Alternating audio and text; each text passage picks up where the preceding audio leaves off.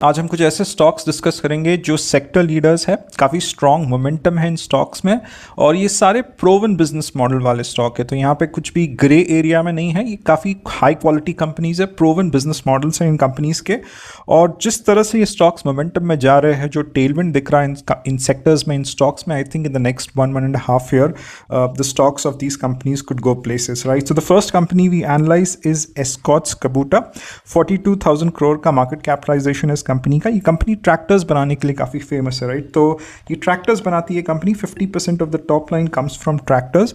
Tractors के अलावा tractors में जाने वाले जो दूसरे एग्री मशीनरीज है, जैसे इंजन्स वगैरह, यहाँ पे मैंने फोटोज कुछ लगाए हैं एग्री सोल्यूशंस के, वो करीबन 17% एक तरह से कंट्रीब्यूट करते हैं टॉप लाइन को। तो करीबन you can say around 70% comes from tractors and ancillaries को in tractor agri machinery बोल सकते हैं, and 19% is construction equipment। तो ACE जैसे कंपनीज होते हैं, BEML, ACE, TIL, Sangvi movers जैसे कंपनीज होते हैं जो कंस्ट्रक्शन इक्विपमेंट सप्लाई करते हैं, वो ये कंपनी भी मैन्युफैक्चर करती है, राइट। एक और बिजनेस में ये कंपनी थी, रेलवेज के बिजनेस में, रेलवेज का कॉम्पोनेंट सप्लाई करती थी, but then they divested from this business and whatever cash they got from that divestment they put it on the balance sheet, right. तो इस कंपनी का अगर आप स्टॉक प्राइस देखोगे काफ़ी कंसिस्टेंटली ग्रो कर रहा है। If you look at the return on equity it is 13%। So investors who expect 13 to 15 kind of return from the stocks that they invest in, उन लोगों के लिए इसमें कोई ऐसा एक्सपोनेंशियल हाइपर ग्रोथ नहीं दिखेगा 25-30% का, बट जो 13 to 15% का एक अच्छा कंपाउंडिंग मशीन किसको लेना है, तो वैसे कंपनीज आज हम डिस्कस करेंगे, राइट। तो if you look at the sales growth as well, 10 to 12% का सेल्स ग्रोथ है, काफ़ी डिसेंट सेल्स ग्रोथ है। प्रॉफिट ग्रोथ जो है 20% का रहता है इस कंपनी का, एंड ROE ROC जो है वो 13 to 15% का रहता है। तो ज़्यादा कुछ स्टॉक प्राइस ऊपर नहीं गया है, कोई री रेटिंग नहीं हुई है, काफ़ी एक कंपाउंडिंग मशीन की तरह ये स्टॉक बिहेव करता है, right. Even if you look at the fundamentals, look at the operating profit margin and the net profitability margin, काफ़ी सेम है। इसका मतलब कोई डेट नहीं है, कोई डेप्रिसिएशन नहीं हो रहा है। तो CFO to EBITDA is 0.7 which is a proven business model है, तो उनका CFO to EBITDA अच्छा रहेगा। डेट टू इक्विटी 0 है, राइट। CFO to EBITDA 0.7 है, इसका मतलब कंपनीज प्रॉफिट्स भी दिखाती है, कैश फ्लोज भी आते हैं बैलेंस शीट में, तो काफ़ी ज़्यादा अच्छा बार्गेनिंग पावर है अपने कस्टमर्स के साथ, राइट, अपने क्लाइंट्स के साथ, अपने डीलर्स के साथ। तो प्रोवन बिजनेस मॉडल है इस कंपनी का, right. Even if you look at the results of the previous quarter, काफ़ी अच्छा ग्रोथ था। Sales growth 23%, EBITDA growth 57%, net profit 6% क्यों हुआ वो मैं समझाता हूँ, बट नेट प्रॉफिट 6% होने की वजह से थोड़े जो ब्रोकरेजेस है थोड़ा स्टॉक को होल्ड पे एक तरह से अनाउंस कर दिया है, बट मुझे लगता है ये काफ़ी स्ट्रॉन्ग कंपनी है, बिकॉज यू नो जो मैनेजमेंट का गाइडेंस है काफ़ी ऑप्टिमिस्टिक है एंड नंबर्स भी काफ़ी ऑप्टिमिस्टिक थे। तो management what they told was, ये जो एग्री सेक्टर का ग्रोथ है, agri sector is nothing but 50 + 17%, जो 70% का ग्रोथ है which was at 5 to 6%, that has doubled almost to 10 to 11%। तो जो सेल्स ग्रोथ अगर आप 8 to 10% का देख रहे हो, I think this is going to go up, inch up reasonably well. वही चीज़ प्रॉफिट ग्रोथ के साथ होने वाली है। तो एक तरह से सेक्टोरल टेलविंड्स है। The biggest reason for the sectoral tailwind is 77% का जो GST कट मिला। तो जो ट्रैक्टर 7 लाख का, 7 lakhs का ट्रैक्टर जो आता था वो 6.5 lakhs में मिल रहा है। तो लोग जो 50 हॉर्स पावर का जो ट्रैक्टर होता है वो बहुत खरीद रहे, थोड़ा महंगा ट्रैक्टर खरीद रहे, and that was the most important trigger for the increase in the sales that we saw. तो मॉनसून्स काफ़ी अच्छे थे, रॉ मटेरियल कॉस्ट भी थोड़ा ठीक है, तो कुछ ज़्यादा ऐसा प्राइसिंग पावर का एक तरह से they are not increasing the prices of tractors and passing it out to the end customers.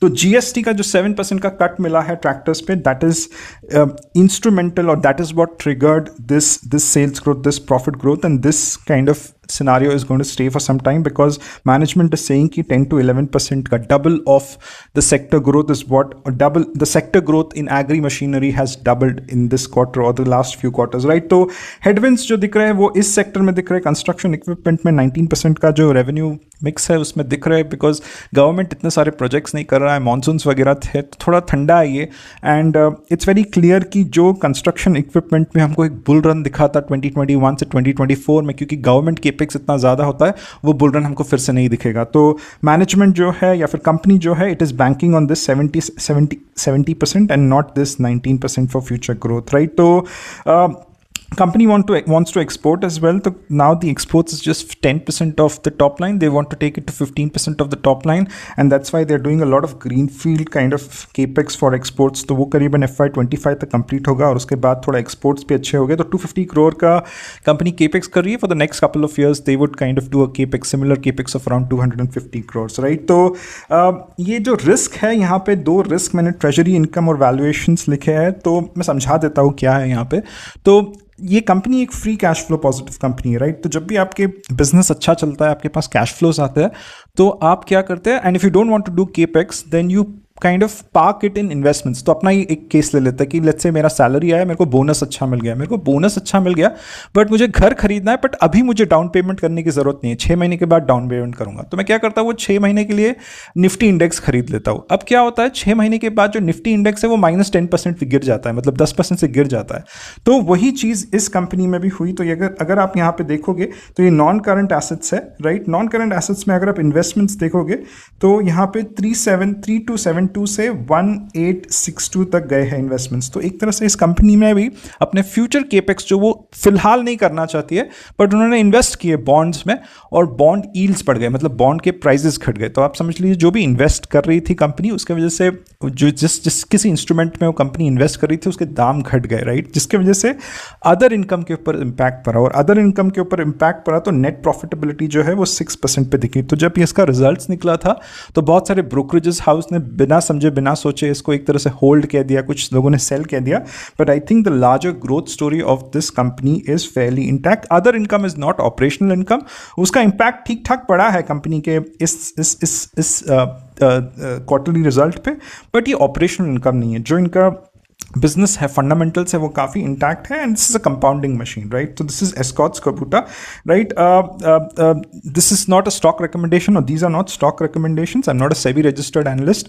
Please approach your investment adviser for stock recommendations, right. तो the next company is Eicher Motors. करीबन 2 लाख करोड़ का market capitalization है इस company का, large cap company. But before we come to this company, you can sign up to my portfolio in the membership option. उसमें मैं बहुत सारे जो मेरे लर्निंग्स है, फिलहाल एक मैंने वीडियो बनाया which is on portfolio review for 2025. जो चीज़ें अच्छी हुई है वो भी एक्सप्लेन की है, जो लर्निंग्स है may be you can learn from my learnings, my bad experience. तो if you want you can sign up to the portfolio option.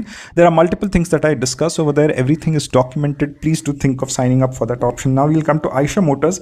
तो आयशर मोटर्स के 2 प्रिडोमिनेंट वर्टिकल्स है. सबसे पहला वर्टिकल रॉयल एनफील्ड के लिए फेमस है ये कंपनी, राइट. तो रॉयल एनफील्ड जो है मोटरसाइकिल वर्टिकल पहला वर्टिकल है, and second vertical is these trucks. तो वॉल्वो के साथ कोलैबोरेट करके ये कमर्शियल व्हीकल्स बनाती है.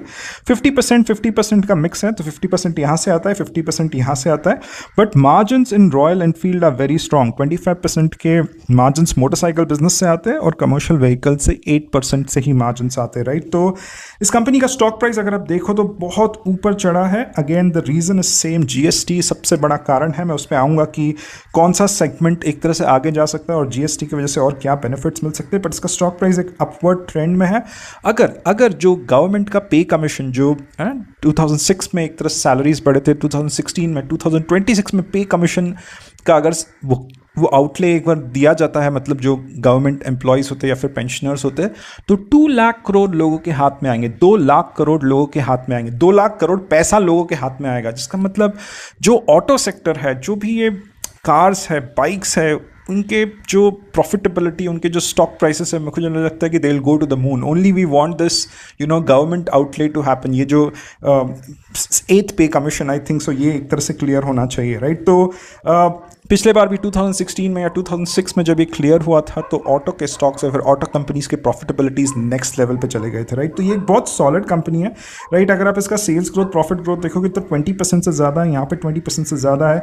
ROE ROC 20% से ज़्यादा. एक स्ट्रॉन्ग प्रोवन बिजनेस मॉडल है इसका भी. अगर आप देखो ऑपरेटिंग प्रॉफिट मार्जिन इतने हैं, सिमिलर नेट प्रॉफिटेबिलिटी, मतलब डेट टू इक्विटी कुछ नहीं, कोई डेट नहीं है बैलेंस शीट पे, right. CFO to EBITDA strong है, फ्री कैश फ्लो कंपनी है, काफ़ी स्ट्रॉन्ग एक बिजनेस मॉडल है, प्रोवन बिजनेस मॉडल है, मैसिव टेलविंड है. थोड़ा इस बिजनेस के बारे में समझ लेते हैं कि आगे ग्रोथ कहां से आएगा, right. Past looks really good, right. But even if you look at the quarter results, they were extraordinary. अगर आप sales growth, EBITDA growth, net profit growth, EPS growth, सारा अगर आप देखोगे 25-30 दिख रहा है, राइट. तो एक टेलविंड लग चुका है, but we'll have to understand where the future could take us, right. तो रॉयल एनफील्ड का जो मार्केट है, राइट, तो जितने भी मोटरसाइकिल्स बिकते हैं उसमें से रॉयल एनफील्ड इज़ 8%, राइट। तो हर 100 जो मोटरसाइकिल्स बिकते हैं उसमें से 8 एक तरह से रॉयल एनफील्ड के होते हैं। सो this is the market share is 8%। In the motorcycle category इस कंपनी का जो बोलते हैं ना फोर्टे है, जो गढ़ है उसका, वो है 250 to 750 सीसी, तो जिसमें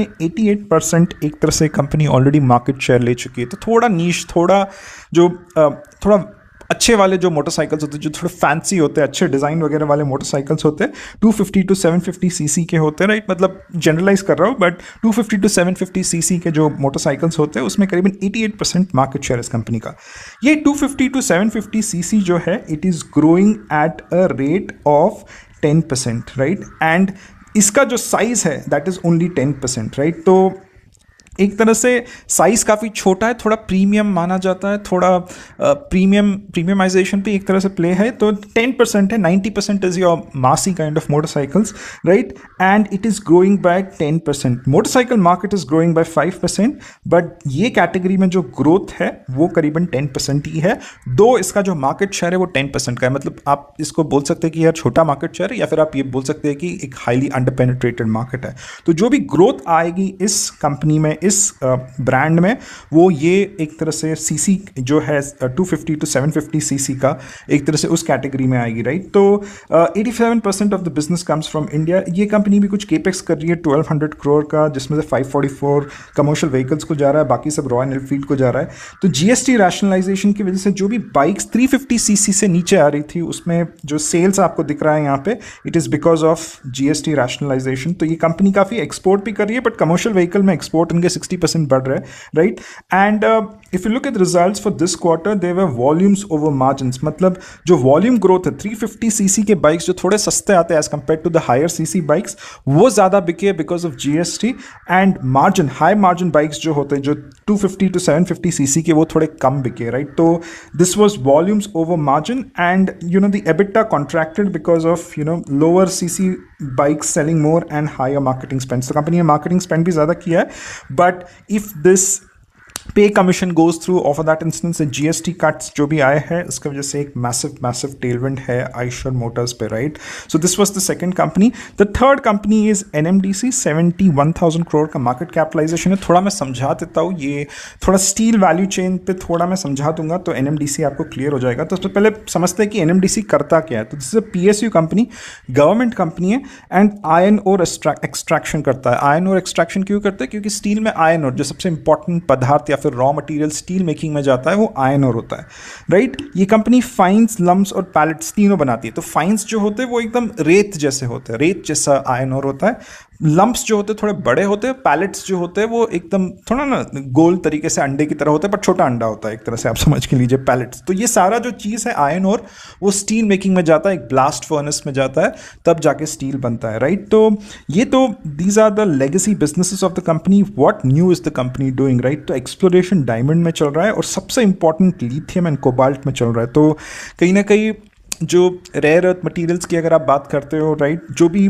ना आपके बैटरीज में, इलेक्ट्रिक व्हीकल कार्स में जो भी ना मिनरल्स जाते हैं, वो गवर्नमेंट ने एक तरह से इस कंपनी को काम दिया है कि आपको उसका एक्सप्लोरेशन सही करना है, क्योंकि पीएसयू है, गवर्नमेंट कंपनी है, राइट। तो iron ore extraction 90-95% of the top line comes from iron ore extraction for this company, right. Steel में अगर एक टेलविंड है तो एनएमडीसी में भी एक टेलविंड रहेगा, और स्टील की खपत जो है वो आगे बढ़ते जाएगी। भले स्टील प्राइसेस कम हो रहे हैं, बट स्टील की खपत जो है because of government capex, because of real estate construction, because of automotive sales, तो भी कार्स में जो स्टील लगता है, एक तरह से जब कार्स की डिमांड ऊपर जाएगी, ट्रैक्टर्स की डिमांड ऊपर जाएगी, बाइक्स की डिमांड ऊपर जाएगी, तो स्टील की डिमांड ऊपर जाएगी, और स्टील की डिमांड ऊपर जाएगी तो ऑब्वियसली उसके अंदर जो इंपॉर्टेंट रॉ मटेरियल है आयरन, और उसकी डिमांड भी ऊपर जाएगी, राइट। तो क्लाइंट्स कौन है इस कंपनी के, यहाँ पे थोड़ा समझने की बात है। तो इसके दो तरह के क्लाइंट्स है। इसके एक तरह का क्लाइंट है सेल या फिर टाटा स्टील। बट सेल और टाटा स्टील का क्या फंडा है कि इंटीग्रेटेड स्टील प्लांट्स हैं इनके पास, मतलब इनके जो माइंस होते हैं, आयरन ओर के माइंस होते हैं, वो कैप्टिव है।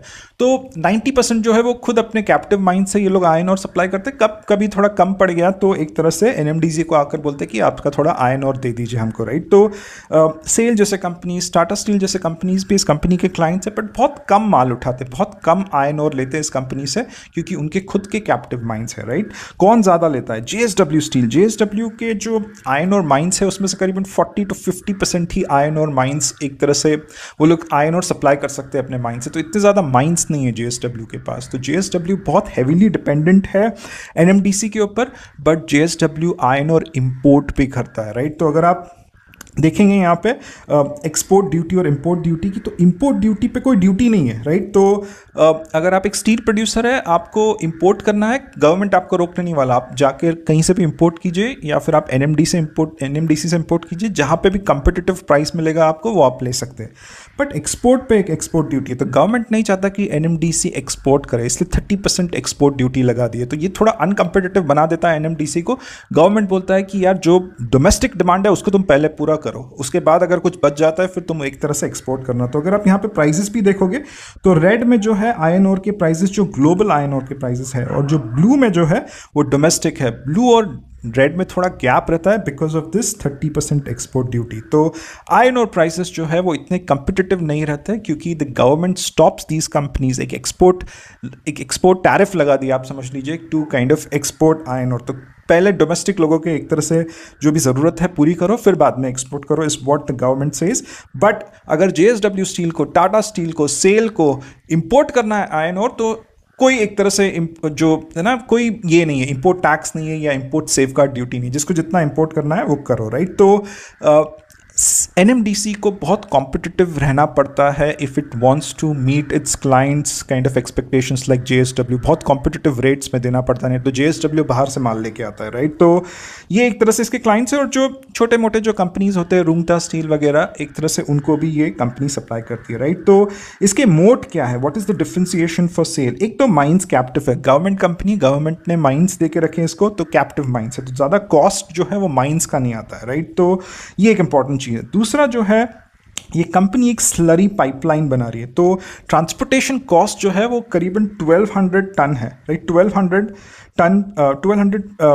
1200 रुपीज़ पर टन है, which it wants to reduce to 200 rupees per ton. तो ये अगर स्लरी पाइपलाइन बन गया तो ये जेएसडब्ल्यू को या फिर जो इंडियन कंपनीज है उनको सप्लाई कर पाएगी एट 1000 रुपीज़ का एक तरह से डिस्काउंट मिलेगा, राइट। तो अगर आप देखोगे इस कंपनी के जो ऑक्शन प्रीमियम्स जो है, जैसे जेएसडब्ल्यू जब माइंस लेता है तो it has to pay some auction premiums, it has to pay some ना, गवर्नमेंट को पैसा देना पड़ता है। तो ये कंपनी का उतना फंडा नहीं है, right. So if you look at the cost structure as well, सबसे बड़ा कॉस्ट अगर आपको दिखेगा तो एक तरह से जो ब्लू में आप देख रहे हैं वो है ट्रांसपोर्टेशन या लॉजिस्टिक्स कॉस्ट। तो उसको कम करने के लिए लोग ये स्लरी पाइपलाइन बना रहे हैं। और दूसरा कॉस्ट जो है वो रेड में आपको जो दिखेगा वो कि जो ना रॉयल्टीज़ जो होते हैं, राइट, आपको गवर्नमेंट को कुछ पे करना पड़ता है। ऑक्शन प्रीमियम्स नहीं होते, बट कुछ रॉयल्टीज़ पे करनी होती है, which depends on the sales that you have done. तो ज़्यादा सेल्स तो ज़्यादा गवर्नमेंट को royalty. So this is how government earns money from NMDC, right. बाकी अगर आप देखोगे इसका मैन पावर कॉस्ट वगैरह कॉस्ट वो सब कुछ ज़्यादा है नहीं, right. So these are the modes of this company, right. तो जो आयरन ओर के प्राइजेस है वो डिसाइड करते हैं कि ग्लोबल आयरन ओर के प्राइसेस है वो डिसाइड करते हैं कि what would be the profitability in this company, right. तो अगर प्राइसेस $35 to $40 के नीचे चले जाए, राइट, अभी कुछ $92 पे ट्रेड कर रहे हैं, उसके नीचे चले जाए तो ये कंपनी ब्रेक इवन नहीं रहती, तो एक तरह से मुश्किल आ जाएगी इस कंपनी के लिए। But till the price are around 90, 110, 140, if it goes up then nothing like for NMDC. अगर iron ore prices, commodity prices ऊपर गए, ग्लोबल कमोडिटी प्राइसेस जब यहाँ पे गए थे, देखो 2021 में जब कोविड के बाद का वो जो पेंट अप डिमांड आया था और सब सप्लाई चेन से एकदम टूटे हुए थे, तब एनएमडीसी ने बहुत पैसा बनाया था। तो एनएमडीसी के आयरन ओर के प्राइसेस जो है वो बहुत ऊपर गए थे, right. So that is one thing, right. तो competition is where you see from integrated steel producers. तो ये कंपनी भी कैप्टिव माइंस के लिए बिड करती है, टाटा स्टील भी बिड करती है, सेल भी बिड करता है। तो वहाँ पे एक तरह से कंपटीशन इस कंपनी को दिखता है। और ये जो दूसरे कंपनीज है, वेदांता, लॉयड्स एंड मेटल्स एंड एनर्जी, इससे थोड़ा कंपटीशन मिलता है, राइट। तो the most important metric that you need to track is EBITDA per ton, right? So if you see over here 2650 जो मैं कोविड के बाद की बात कर रहा था, that is where the global commodity prices peak, right. तो यहाँ पे पीक है, अभी थोड़ा नीचे आया है, तो थोड़ा नीचे आया है 1850 पे, थोड़ा वॉल्यूम भी कूल डाउन हुआ है। एंड सबसे इंपॉर्टेंट ड्राइवर जो रहता है स्टील का, आयरन ओर का, इट इज़ चाइना। अगर चाइना खरीद रहा है तो सब कुछ ऊपर जाएगा, चाइना अगर नहीं खरीद रहा है, चाइना के रियल एस्टेट में एक तरह से स्लंप है, तो सब कुछ नीचे जाएगा, राइट। तो the bull case over year is 100 MTPA by 2030, right. तो करीबन 50 MTPA कंपनी प्रोड्यूस कर रही है। In the next 5 years it wants to go to 2030। Why? Because there is a lot of infrastructure demand in India, roads बन रहे हैं, bridges बन रहे हैं, तो उसकी एक तरह से डिमांड मीट करना है। For this the company is doing 70,000 crore capex, जिसमें स्लरी पाइपलाइन का 135 किलोमीटर्स का एक तरह से केपेक्स कर रही है। न्यू एक्सप्लोरेशन कर रही है, जो लिथियम कोबाल्ट की मैंने बात की वो कर रही है। फॉरवर्ड इंटीग्रेशन कर रही है, तो ये कंपनी धीरे धीरे करके स्टील भी बनाएगी, because steel is a high margin business, right. तो कब तक कमोडिटी प्लेयर या कब तक कमोडिटाइज प्लेयर ही रहेगी, आयरन ओर से एक तरह से फॉरवर्ड मार्जिन करके स्टील बना रही है, राइट। जब रूपी डेप्रिशिएट होता है तो काफ़ी ज़्यादा फायदा होता है इस कंपनी को, बट इसको एक्सपोर्ट करने मिलता नहीं है। अगर वो 30% एक्सपोर्ट टैरिफ निकाल दिया जाए तो ये कंपनी बहुत ज़्यादा पैसा कमा सकती है। These are the bull cases for the company. Bear cases is iron ore prices. So if you look at any moderation that happens in China in steel demand, तो आयरन और प्राइसेस एक तरह से collapse करेंगे, right. तो government can increase the export duty as well, और अगर export duty ज़्यादा बढ़ गई तो और थोड़ा स्टील या फिर आयरन और इनकॉम्पिटिटिव हो जाएगा। ऑक्शंस, तो यहाँ पे क्या हो रहा है कि बहुत सारे जो गवर्नमेंट फेवर्ड एंटरप्राइजेस जैसे अदानी वगैरह, उनको ऑक्शन माइंस दिए जा रहे हैं, जिसका इंपैक्ट कहीं ना कहीं NMDC पे पड़ रहा है। So this is something which we'll have to see, right. Company का बैलेंस शीट पे थोड़ा डेट है, बिकॉज जो ये फॉरवर्ड इंटीग्रेशन कर रही है, स्टील बना रही है जो कंपनी, उसके वजह से थोड़ा डेट लेना पड़ रहा है। तो NMDC का जो डिमांड है वो कंप्लीटली जो इंफ्रास्ट्रक्चर ग्रोथ है इंडिया का, उसके ऊपर डिपेंडेंट है, और मुझे लगता है कि इंफ्रास्ट्रक्चर ग्रोथ इंडिया का अच्छा रहेगा अगले for the next 3 to 4 years। That's why again this more of a compounding machine, धीरे धीरे करके इसका स्टॉक प्राइस बढ़ेगा। 12 to 15% का जो रिटर्न्स देखते हैं लोग, it is good for those kind of investors, right? So this was a brief about these companies. If you like the video, please give me a like. Thank you very much for your time.